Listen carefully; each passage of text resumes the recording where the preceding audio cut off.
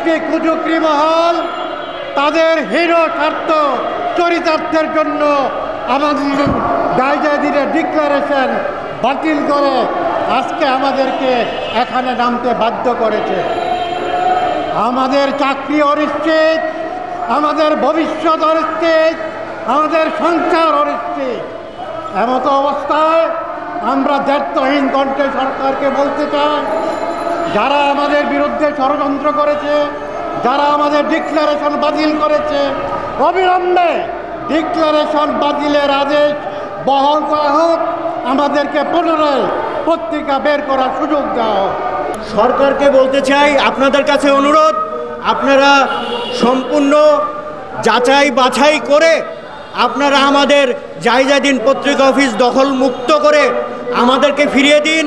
আমি মনে করি এটি বিশাল ষড়যন্ত্র। তাহলে আপনাদের মধ্যে কি কেউ কোনো ফ্যাসিস্টদের লোকরা এই সাংবাদিক সমাজকে গলা চিপে ধরার জন্য, এই শফিকুর রহমান সাহেবকে আপনারা এই দেশকে থাকতে না দেওয়ার জন্য কি চক্রান্ত করছেন?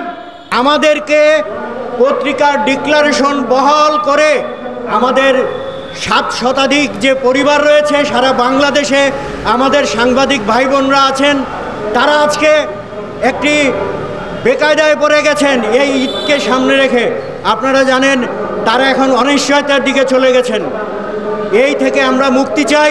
এই মুক্তি থেকে আমাদের ডিক্লারেশন, জায়জাদিন পত্রিকার ডিক্লারেশন বহাল করার জন্য বিনীতভাবে অনুরোধ করছি।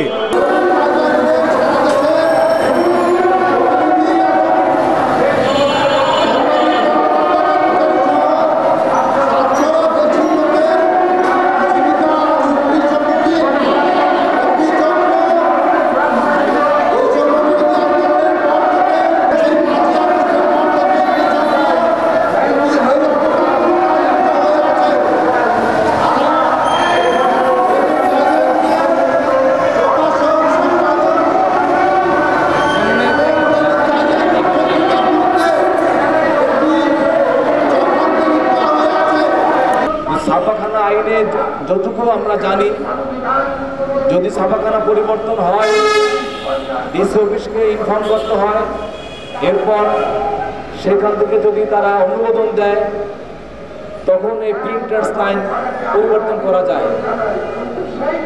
জায়জাদিন কর্তৃপক্ষ যথাযথ নিয়ম মেনে তারা ডিসি অফিসকে ইনফর্ম করেছিল, কিন্তু সেখান থেকে অনুমোদন পাওয়ার আগেই আদালতের মাধ্যমে জায়জাদিনের ডিক্লারেশন বাতিল করা হয়েছে। এটি একটি প্রতিহিংসা। জায়জাদিন পত্রিকা মালিকানা বদল হয়েছে,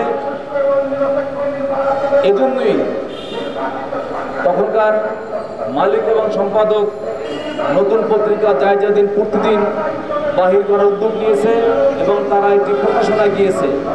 কিন্তু জায়জাদিন বন্ধ হওয়ার জন্য যে আইনি প্রক্রিয়া গ্রহণ করা হয়েছে সেটি সঠিকভাবে হয়নি। আমার মনে হয় মিডিয়ার স্বাধীনতার জন্য ছাপাখানা আইন দেখিয়ে পূর্ণ অজুহাতে মিডিয়া বন্ধ করা যায় না। এটি এই বৈষম্যহীন বাংলাদেশে আমরা এটি হতে দিতে পারি না। আমি মনে করি এটি বিশাল ষড়যন্ত্র। তাহলে আপনাদের মধ্যে কি কেউ কোনো ফ্যাসিস্টদের লোকরা এই সাংবাদিক সমাজকে গলা চিপে ধরার জন্য, এই শফিকুর রহমান সাহেবকে আপনারা এই দেশকে থাকতে না দেওয়ার জন্য কি চক্রান্ত করছেন? তাহলে আপনারা স্বাধীনতার বিপক্ষে। আমি অনতি বিলম্বে বলে দিতে চাই, আপনাদেরকে আগামী 3 দিনের মধ্যে আমাদের এই পত্রিকা অফিস খুলে দিতে হবে, ডিক্লারেশন সম্পূর্ণ দিয়ে পত্রিকা ছাপানোর ব্যবস্থা করতে হবে। তা না হলে তুখোর আন্দোলন করে তুলব। এই আন্দোলন হবে সারা বাংলাদেশের আন্দোলন।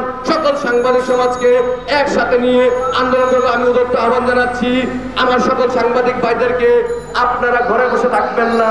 এই ষড়যন্ত্রকে মোকাবেলা করার জন্য আপনারা আমাদের সাথে চলে আসবেন। যখন আমরা ডাক দেবে, আমার নেতৃবৃন্দ ডাক দিবে, তখন সারা বাংলাদেশে আন্দোলনের মাধ্যমে যদি আমাদের দাবি বাস্তবায়িত না করে, আন্দোলনের মাধ্যমে আমরা দাবি বাস্তবায়ন করব।